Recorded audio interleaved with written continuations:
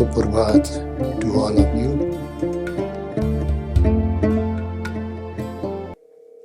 Venerable monks, the abbots and former abbots, the monks, the nuns and many other participants, I think mostly student community and perhaps some teachers as well in presence. It's a great difficult task for me to talk about His Holiness Dalai Lama, 14 Dalai Lama's teaching of universal ethics in English. My capacity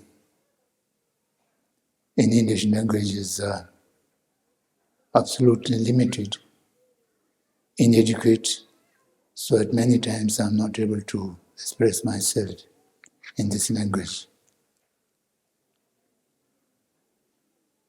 Because I never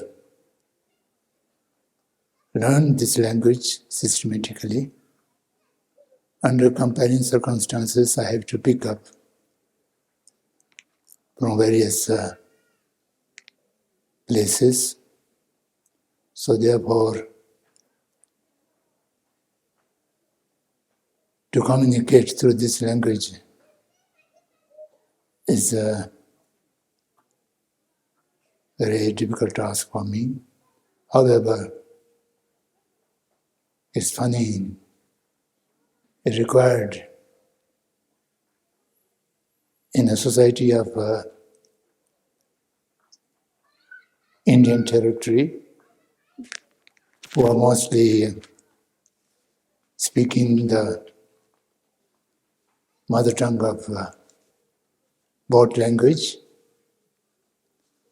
and the speaker is non-English speaking, so yet we are decided to communicate ourselves in this language.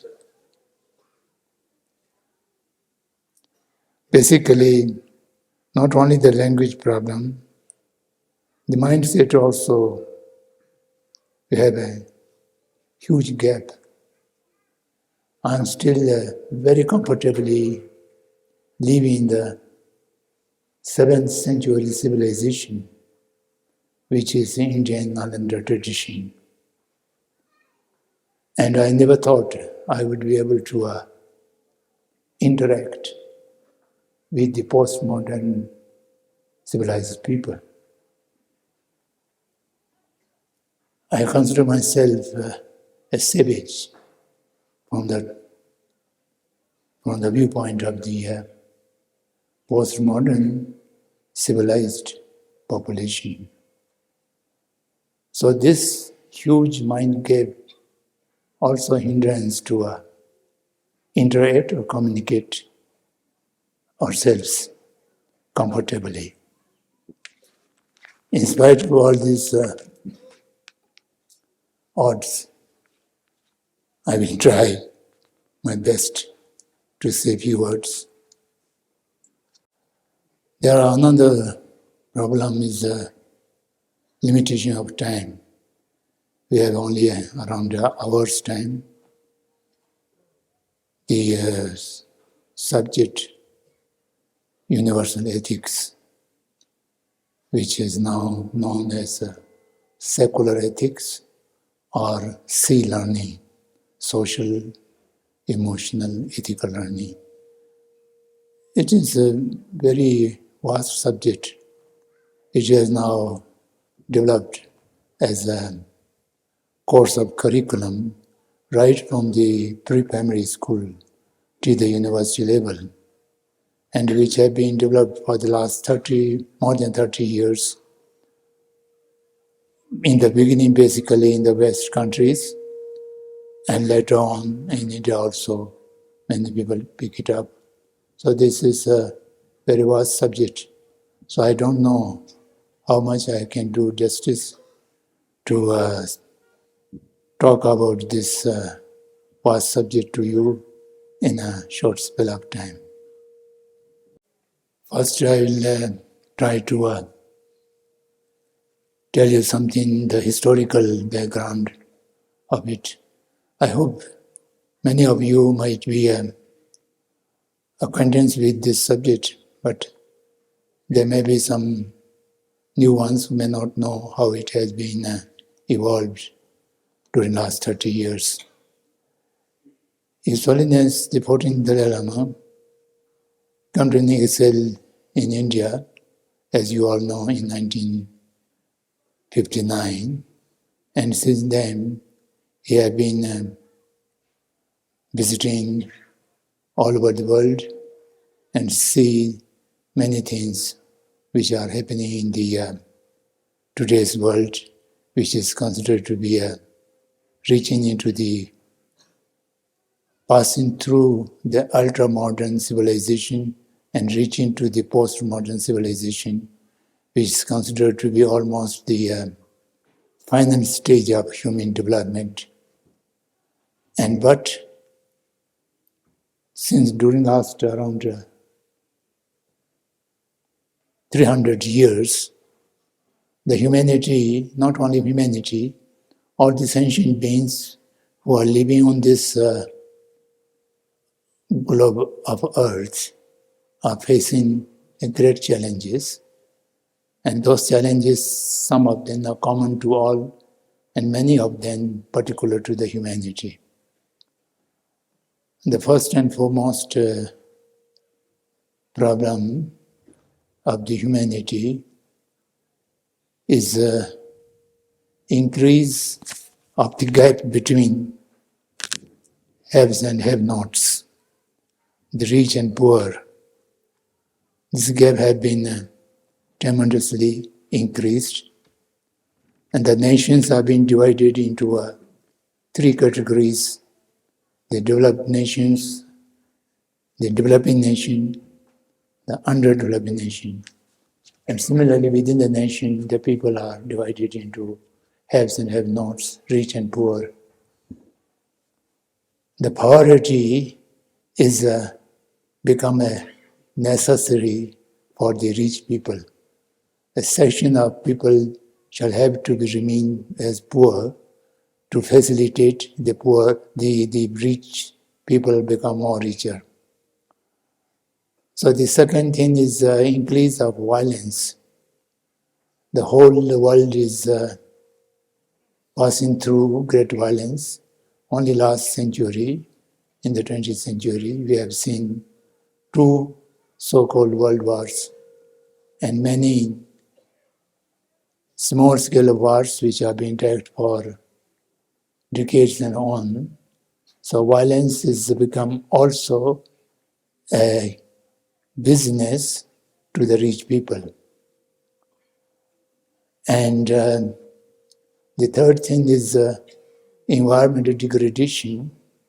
The environment is degraded in such a way the existence of our sentient beings on this planet Earth is being threatened. For survival of the living beings on this Earth is now under threat. This is not my statement. The so-called scientific knowledge of people are giving these forecasts, how the global warming and climate change will affect to entire living creatures on this earth. And the fourth is very funny. The religions are being considered to be the source of all happiness, peace and tranquility for every living being. But the humanity has converted the religion also a cause of division and violence. Today, everybody, without thinking, using the word, the funny word, religious intolerance, which is something impossible thing. If someone is religious-minded, he or she can never be intolerant. If someone is intolerant, that means the person does not have any religious mind. But people think the name of religion is being used for intolerance and violence as well. And similarly, they use religious tolerance. There's also very disrespect to the religion. Religions are not to be tolerated. They are to be respected. They are to be practiced. Even you are not able to practice, you should respect them, not to be tolerated. So this kind of thing has happened, so which is more dangerous. In the recent times, in the many nations, great number of violence and wars have been in the name of religion. So these four challenges are the great challenges which are the humanity has to face in the coming century. In the past time, in the ancient time, various religions are the cardinal for upkeeping human dignity, human values, the ethics and morality. But through passing the time, the religions are also deteriorate themselves. In accordance to the Christian philosophy, the religions are composed of three components: the religiousness, the religiosity, and the religionism. Religiousness means the pure teaching of the religion, the dharma. Dharma or religion are not very synonym, but we are using it as synonym. So that is only related with the mind, human mind, and how to evolve the human mind. The religiosity is the prayers and the rites and rituals and the institutions or the monasteries and the statues and so on and so forth. That's composed of the religiosity. And the most dangerous thing is religionism. The religion is become a property of the individuals. My religion, their religion, our religion. So by that way, it developed an ism. And that creates the division and conflict and violence. So that is the human tragedy which we are facing through today. So therefore, this challenge is very difficult to face appropriately. And apart from that, the violence, the gap between haves and have-nots, the environment degradation, all these are connected to one thing, that is economy system of the humanity. For the last 200 years, there have been great change. Capitalism, communism, Marxism, socialism, many isms are being evolved. But finally, every ism has been converged into the capitalism alone. And now the entire world is being governed by a few capital owners, corporates. Some of friends have written a book many years back, when the world is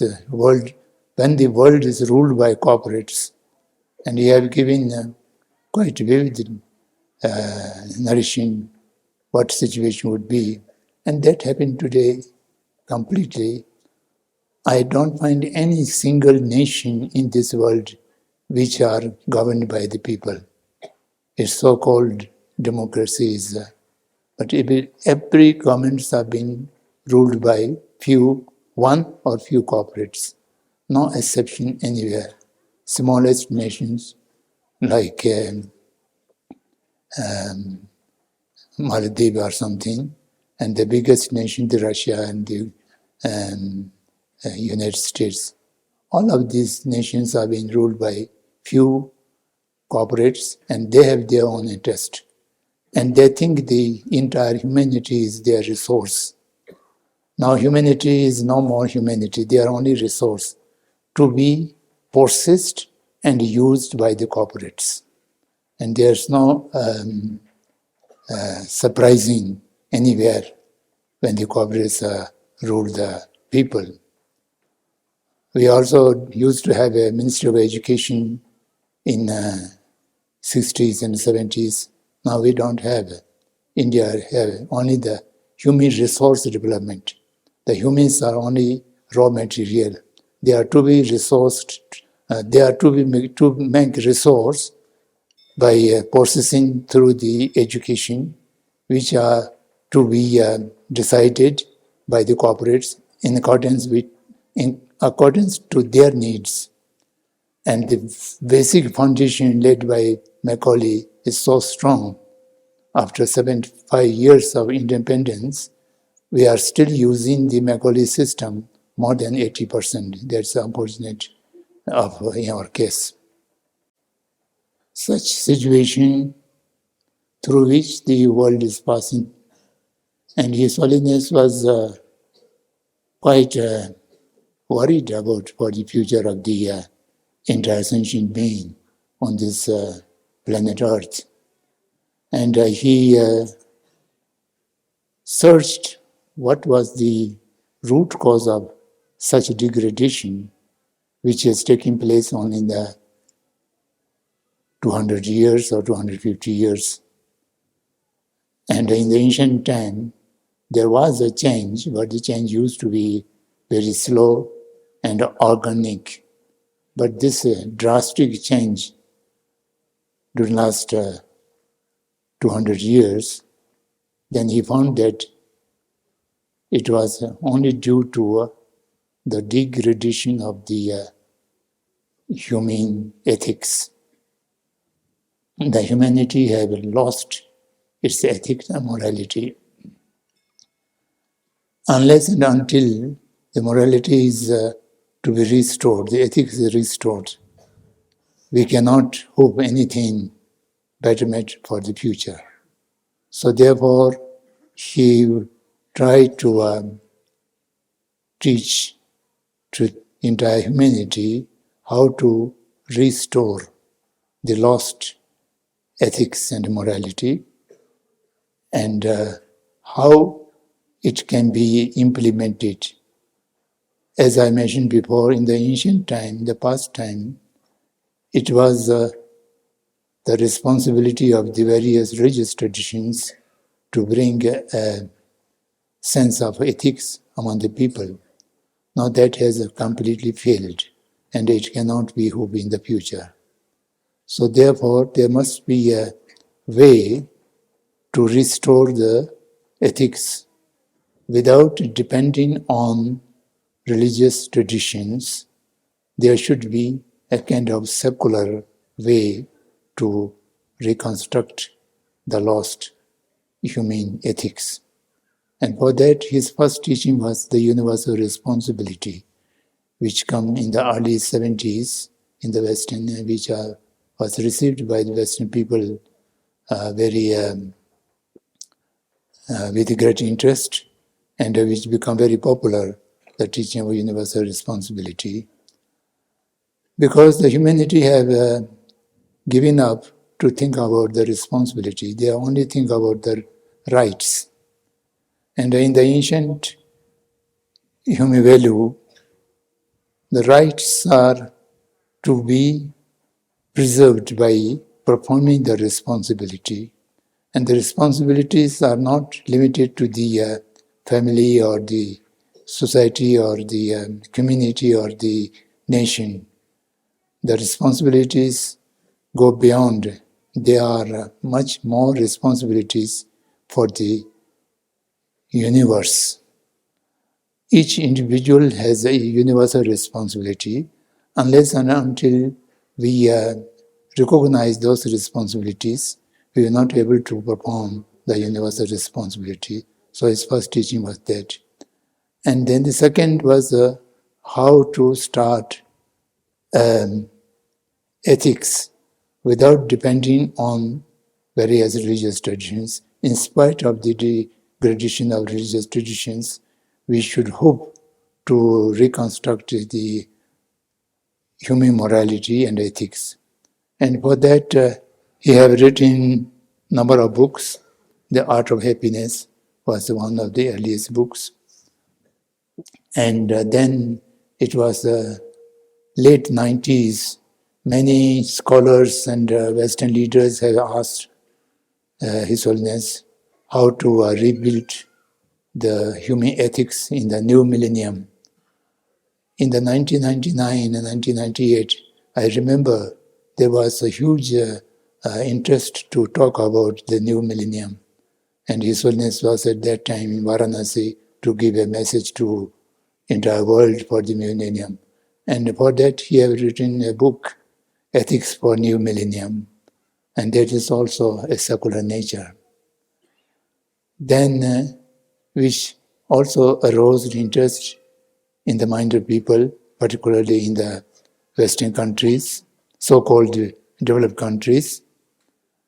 And then he has written the very famous book, Beyond Religion, Ethics, Beyond Religion, Secular Ethics. It was first known as Beyond Religion, Secular Ethics. But the secular word is a little uncomfortable to the Western world because their interpretation of secular is something different from our interpretation. So they have requested His Holiness to change the secular. Then he changed the title, Beyond Religion, Ethics for Whole World. Now that book is very popular.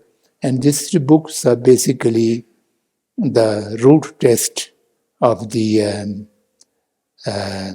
universal ethics. After this, written the books and become more popular, then the second question was how to make it a sub-syllabus, a curriculum which can be introduced in the education system. Because unlike the ancient days, today the process of human development is taken largely through the education system.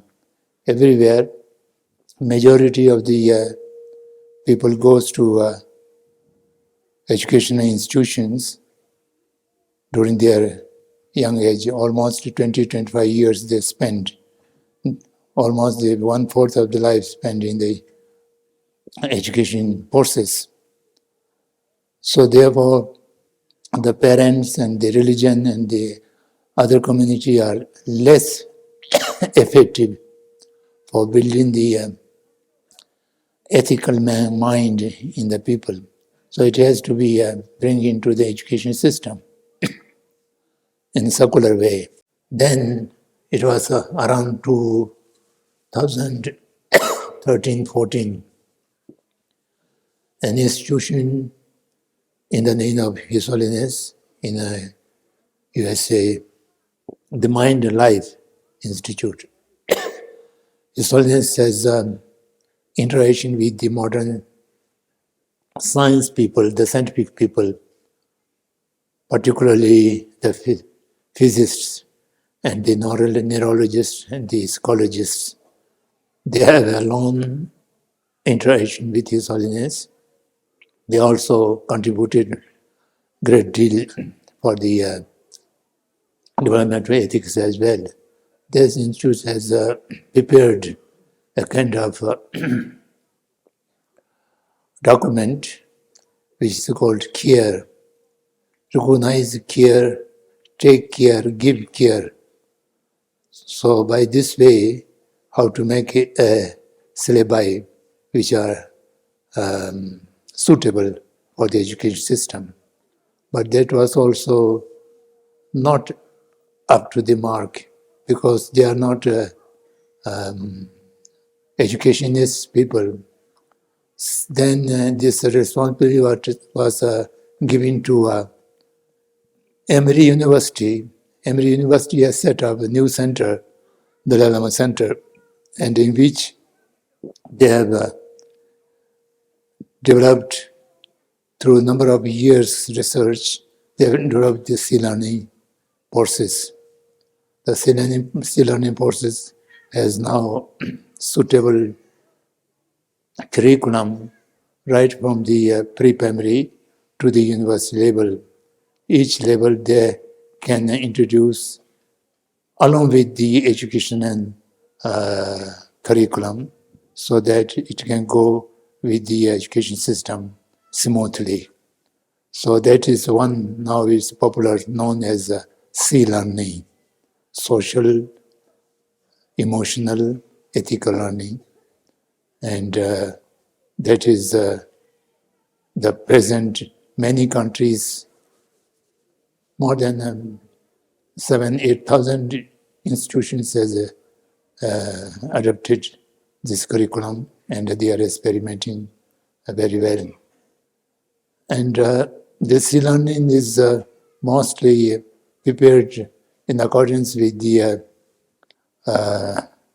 Western students, particularly American students. So these which are not very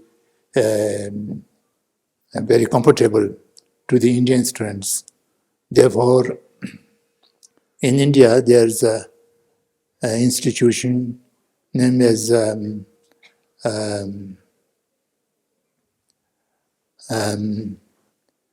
one NGO. They have taken this job, Mind Life Institutions branch, so a kind of thing.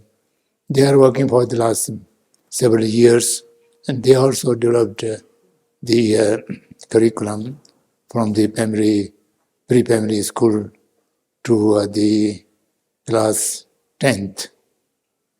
The class 11th and 12th, they are under preparation. Up to class 10th, they have also written the textbooks and teaching materials, and they give trainings to the teachers as well. So that is for the particularly Indian students. I don't know whether in Arunachal Pradesh anyone have adopted that curriculum. I have no information, but that is available. So these are the basic information about the system of the universal ethics. The idea restoration of human ethics offered by His Holiness is based on a ground reality of the human nature. The basic human nature is compassionate, loving, and it is a creature of society, living in association with many people. And for that, they need basically a tendency of cooperation, living together, working together, and experiencing together. So that is basically there. But the conflicts and divisions and violence which are caused by human emotion, which are not outcome of the basic human nature, but these are the outcome of the human conditioned mind. If I use the Jiddu Krishnamurti's language, our original mind has been completely overpowered by the conditioned mind. The mind is being conditioned from various sources, the source of information, right and wrong, truth and untruth, and through so-called education. In the present time, the majority of our education systems have become a system of indoctrination. The educators has a particular objective, and the human mind has to be conditioned in that way, suitable to those objectives, so their requirements. So therefore, through education, the human mind is completely brainwashed or conditioned. So how to get free the human mind from this conditioning? And for that, a very powerful method, instrument is necessary. That is only the recognition of oneself. Actually, we are, through all the various external and internal conditionings, we forgot what we are originally. We only recognize ourselves just a comparison with others. Comparing with others. Comparison leads to the competition, and the self-uniqueness has been losing the present generation. So the present generation have something very misgivings and misunderstanding, and through which the conflicts and violences are caused. So we shall have to make an effort, try how to bring back our mind to see ourselves as we are, not as distorted. We should have a good mirror which can reflect our face without any distortion. These days there are many distorted mirrors in which you can see very distorted images. So that we shall have to be repair the mirror, and also to re-strengthen our own eye, and by this way we can able to see the real situation or the things as they are, as it is or as they are. Therefore, as we Indian people, which have been ruled by British for many years, has a particular history of conditioning of our mind. We have to remind to that conditioning. And I think that is very important for revival of our own originality. Lord Michael have surveyed India for 2 years and report back to the British Parliament the moral and self-esteem strength of the India, which did not completely damaged or destroyed. The British rule in India cannot be sustainable. So therefore,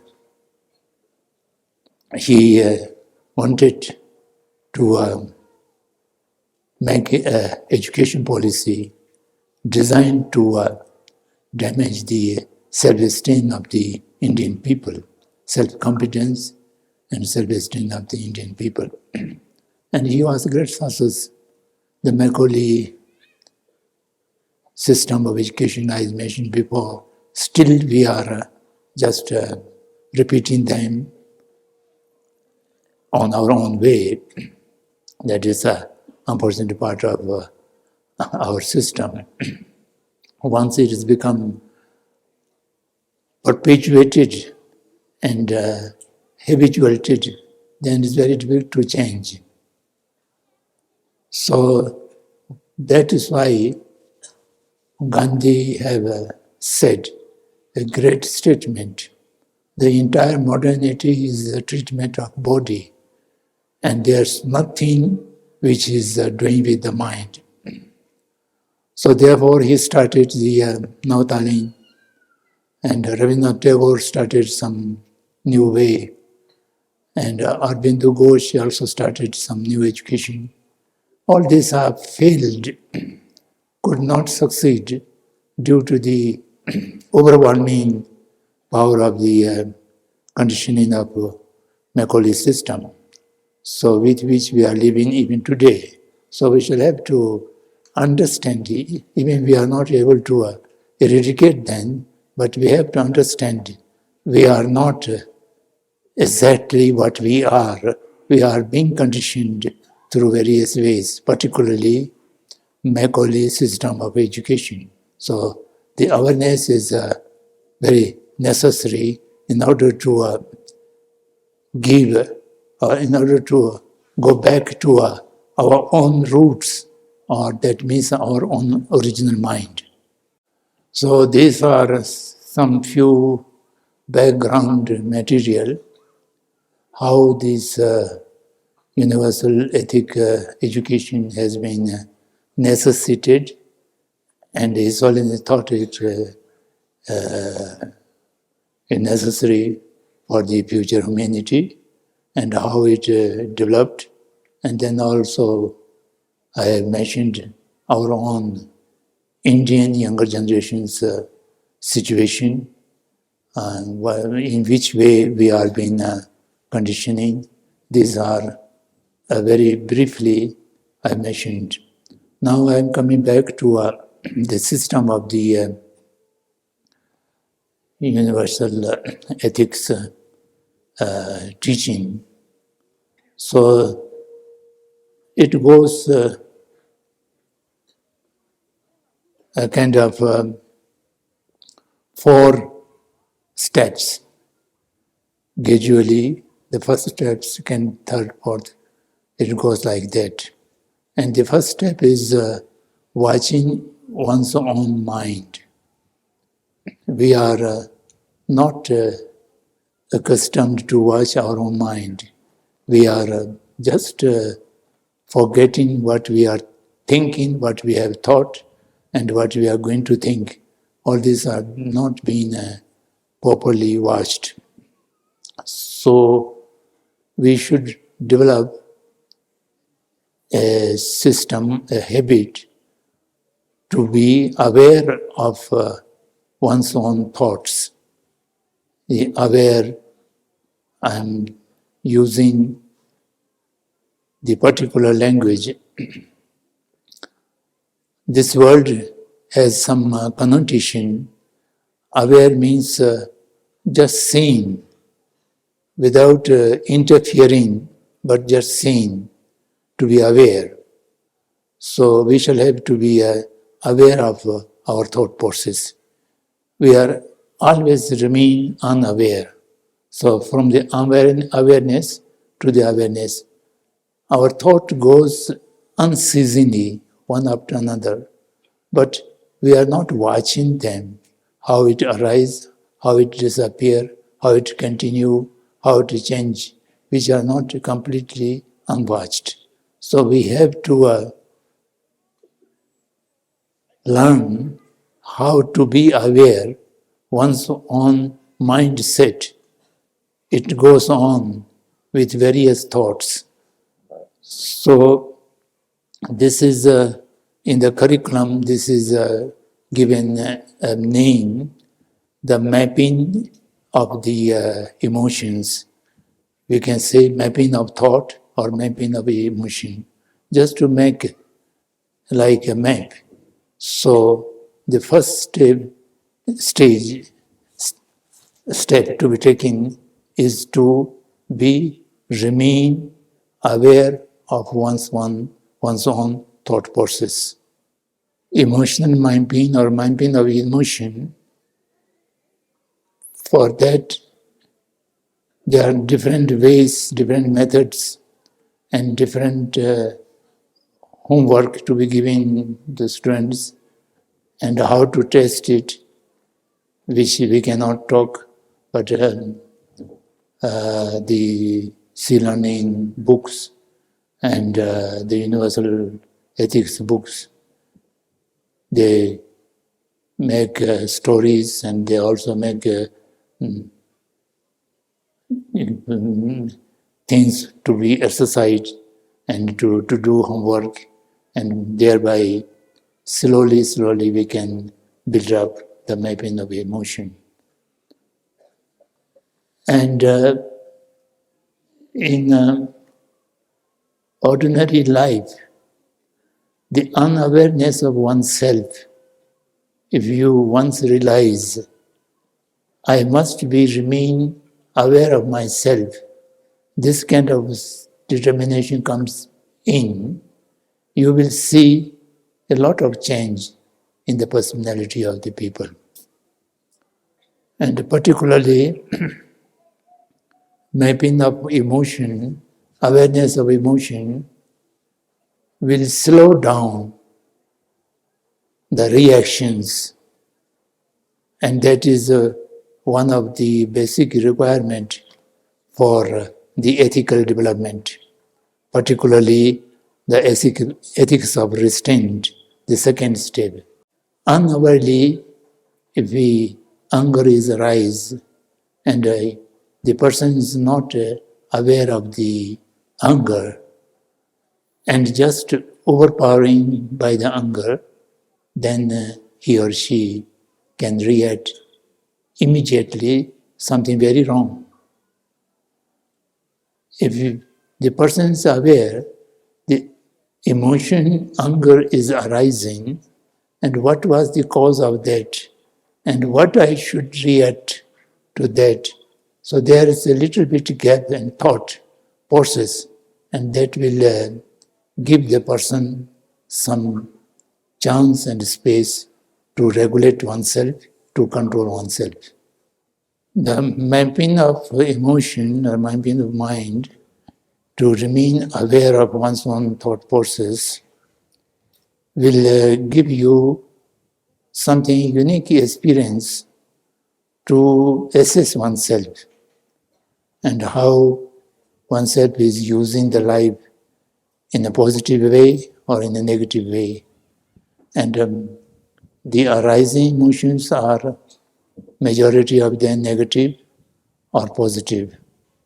And also to differentiate the negative emotions from the positive emotions and positive emotions from the negative emotions, to realize which emotions are to be welcomed and entertained, which emotions are to be tried to challenged, stopped, or try to eradicate them or change them.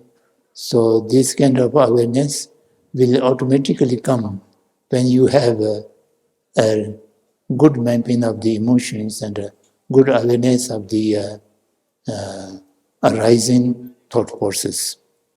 Then the next step is the ethics for restraint. Ethics for restraint is once you practiced to watch the emotions and differentiate the negatives and the positives, and then it is the second effort to try to restrain the giving action to the negative emotions.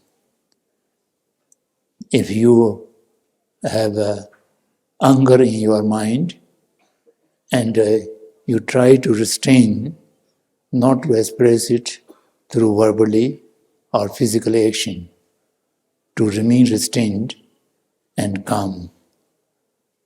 And once or twice or thrice, this kind of restraint you practiced, then you will be able to do many things which might be resulted into a negative action, verbally or physically, which can be restrained.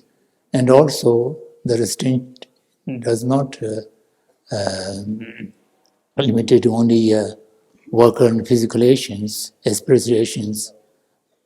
it can also apply to the mindset to avoid arising the negative emotions, and also to avoid or to stop or to challenge negative emotions, and making practice to how to reduce or how to develop the opposite emotion.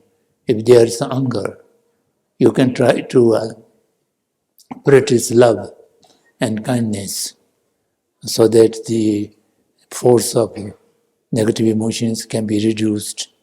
So this comes automatically thereafter.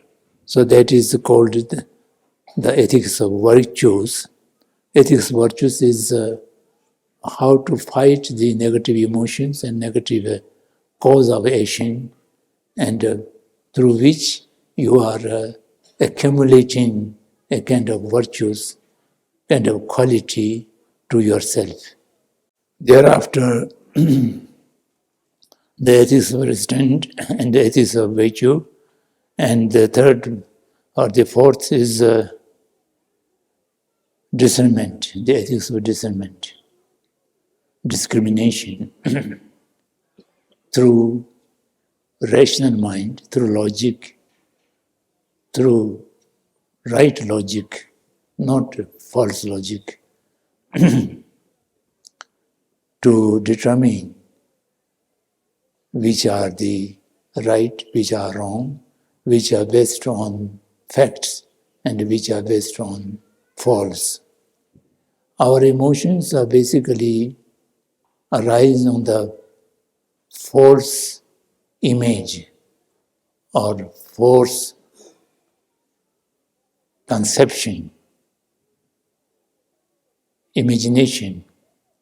So therefore, whatever emotions come, the basis is reality or in reality that need to be discriminated, discerned, and that is one of necessary. And it is not just theoretical. The psychologists, people know this. One of the psychiatrists, very famous psychiatrists, old psychiatrists in America, who was in the old age of 90s, and for the more than 60 years practiced in the psychology treatment, psychiatric treatment in the hospitals. And he says that once someone says kind of wrong thing, defeats on a person to whom the person dislike or have anger, and whatever imagination or kind of accusation given to the person to whom the anger is rising, 80% of the thoughts are just imaginative. They are based on false. Only 20% they find it is in reality on that person does possess or this person has done the wrong thing. So that is why we cannot just to be carried away by a kind of imagination, concept of something which is not based on the facts but on the wrong information or wrong appearance. And we have to differentiate the reality and the apparent. Almost every time there is some gap between the reality and the appearance. And for that we have to be developed a power of discernment through logically and through rational mind. So that is the fourth step in this process. Thereafter, the final stage of this process is the ethics of compassion. Because The compassion is the highest human quality, and it remains within the human nature. And we need not to borrow, or we need not to practice it. It is already there, which are being buried by our negative emotions and our conditionings. So therefore, we shall have to reach to the horizon of compassion. Compassion to oneself is always there during the childhood, adolescent, old age, all the time. You have a compassion, you have a love or concern to yourself. But that cannot be applied to everyone. So we shall have to understand the oneness or the equality of the all humanity. So thereby, the compassion to oneself can be applied to each sentient being with which we are encountering. The basic human nature is compassionate. This is also not a religious statement. It is scientifically proved. The modern science people have experimented to the child, about 3-4 months old child. We are not able to speak, or we are not able to do anything by themselves.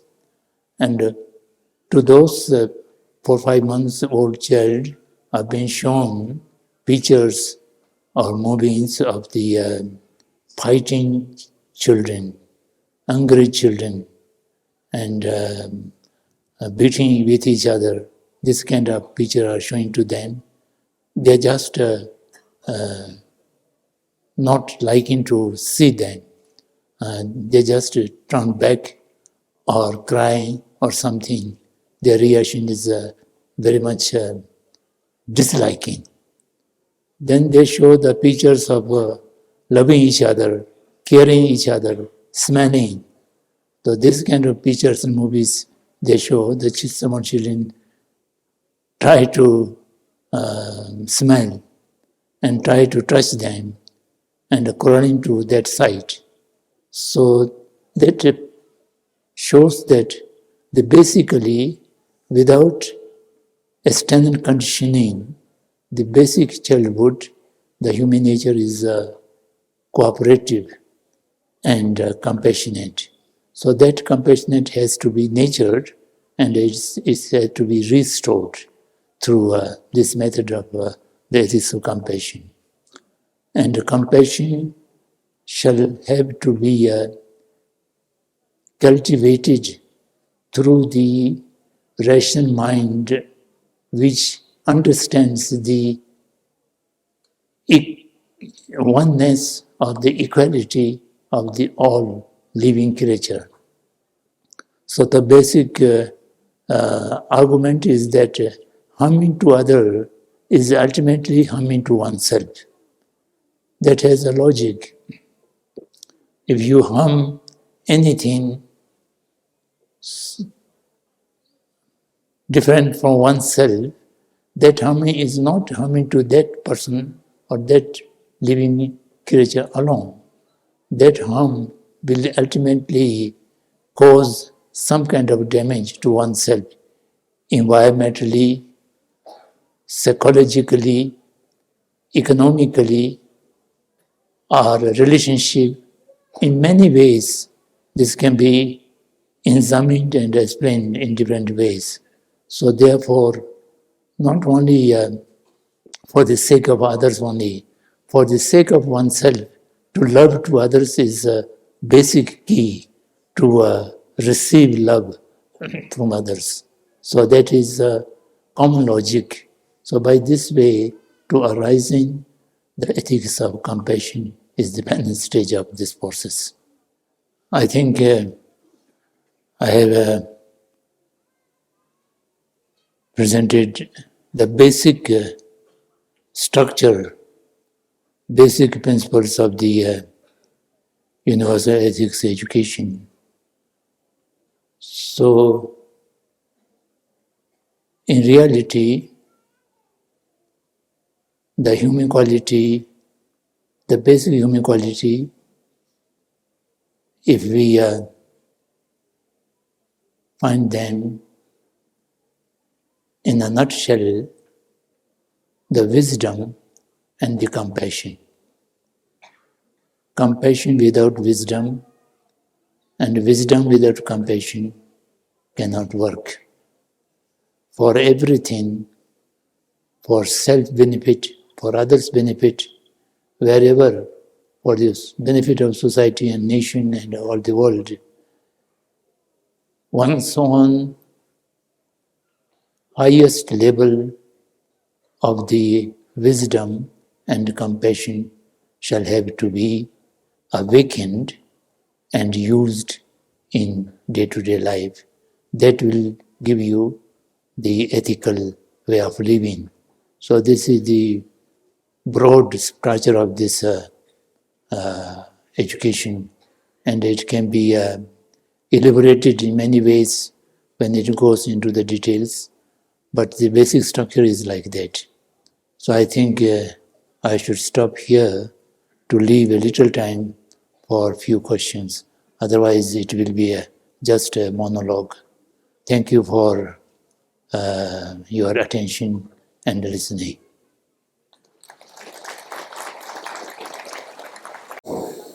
My name is Samdhong. I am a student of class 7. We are always helped to pressurize for reading and writing. So my question is that how we can create interest in study. Thank you. Is it writing? Your question is in writing? That is the real good question. Not only good question, it is very philosophical. Giving pressure is wrong method, I can say right away. The teachers or the elders, whosoever is supervising the study of the children, they should create interest in the child's mind. So child's mind automatically evolved into willingness to the study. In religious or Buddhist terminology, the willingness or the happiness to do the work is called the virya, tsundu. And by force, the children might do unwillingly, but they may do something that will not have any virtue, any quality in that work. So the basic thing is to arise the willingness or the desire to do things in the mind of the children. And for that, various methods can be evolved that shall have to be found by the teacher or the parent or whosoever may be having the responsibility of pursuing the child to study.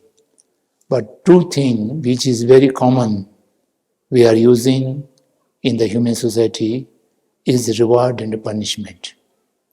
Reward and punishment both are not an appropriate method to arising willingness in the mind of the children.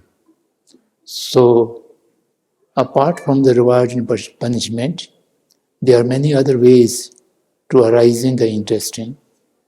And also the children should try to find a mindset of willingness to do the work before the pressure comes from outside. And to reduce the pressure, the child's voluntary willingness will also be effective. It's very great to be here, and it's great point that I'm getting opportunity to ask you a question. So my question is, nowadays, in my opinion, most of our youth or money and our leaders are scholars about money and power. Very less people are paying attention towards the preserving of our culture and tradition. So my question is money more important than our culture and tradition? I can't answer that question because I do not know. The money has also some value. There are a lot of rich people, millionaires and billionaires, but I saw they just leave it here when they go, when they die. They never take along. I have never seen anyone who have taken the wealth with him when he goes to the next birth. And also, what means the value? As I mentioned in my preliminary speech, I mentioned that today the world is ruled by economic power. That means there's only one thing is important, that is profit and money. And there's no any other thing which is valuable for anyone. So therefore, I have no time to elaborate because the present humanity, the greed has been exploited. Human greed has been exploited. So therefore, human greed is for wealth and money, not for virtues. So therefore, people shall have to teach their leaders to give value to tradition and culture instead of the money. It is so-called democracy in these days, although real practice of democracy is very difficult everywhere. Even then, there is a system of electing the leadership is still prevail by wrong way or by right way. Elections are there. When you are electing the leadership, you shall have to find out the leadership you are going to choose is giving value to the money or to the culture.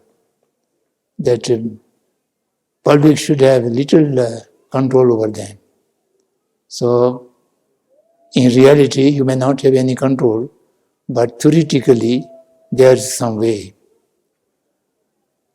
Basically, unless and until the corporate rule to the nations is over, the money is not going to lose its value.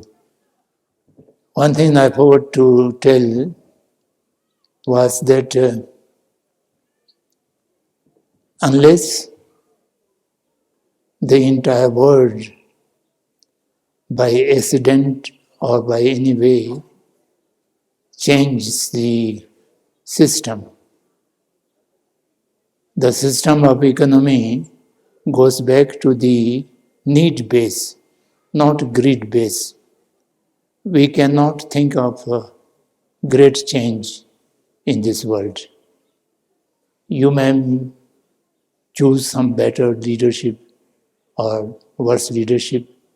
That may be individual capacity, but nationally or internationally, the whole situation of today is very difficult to face.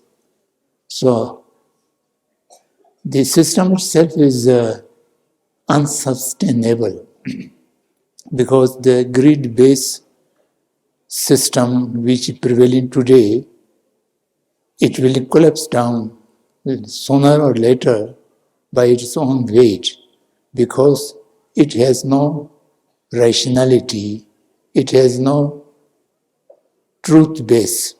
So therefore it will go away. Until it goes away and the world is come back to based on human nature and cooperating with the nature of the environment, we are not able to expect much positive changes, and we shall have to work and we shall have to wait for that time to come the positive change. Since in this audience, students and teachers, I understand, being present, I have one request that the students should read some of the Gandhi's literatures. You may not agree to Gandhi's ideas. Even you reject Gandhi, you should know what Gandhi was telling about. At least Hind Swaraj, मेरे सपनों की Bharat, these two of Gandhi's book must read by every student. And these books are available in every language, English, Hindi, and other foreign languages, and also regional Indian languages. And also the literature given by Benova. Benova's literature is mostly spiritual thing, but some educational things are also there. And then you also should read some of the books like The Beautiful Tree. The Beautiful Tree is about ancient Indian education system. That should also readable. And after reading them, then you may not agree through your own logic, but to disagreement without knowing the other's position is not logical. The idea of Swaraj, particularly Grama Swaraj, the Blig Swaraj system of Gandhi, that's going to be final solution to the entire world problem, maybe after 100 years or maybe after 200 years. But ultimately, if the living beings to be survived on this planet Earth accept that system, no other system will be able to save the humanity or to save the living system on this earth.